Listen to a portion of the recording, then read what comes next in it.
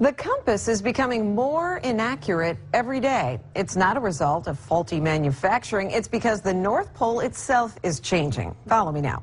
This problem is actually so drastic that workers at Tampa International and Peter O. Knight airports are rushing to make changes.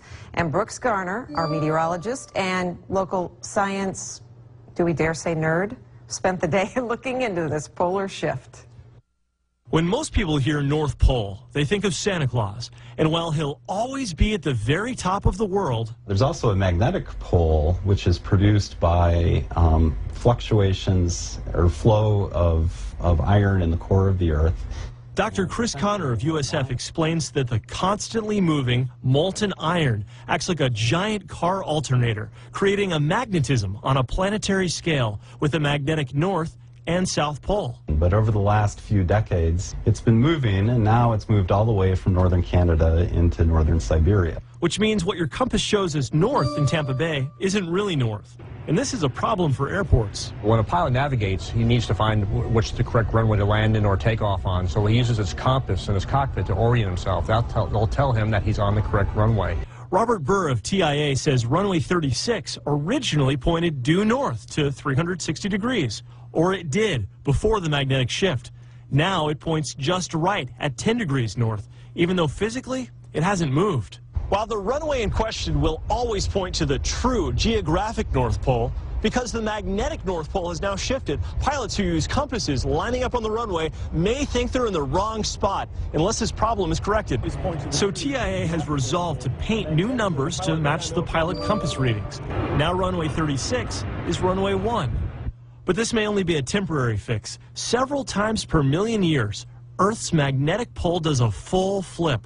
At first, it becomes disorganized, with new poles popping up in odd places like the equator, bringing the green and red northern lights to the skies of Florida. The last shift was over 700,000 years ago, leaving some to say we're due. Some people have speculated that there's a shift beginning, which may explain this recent fluctuation. But because our lifetimes are a blink of an eye in the geological timescale, it's too soon to tell.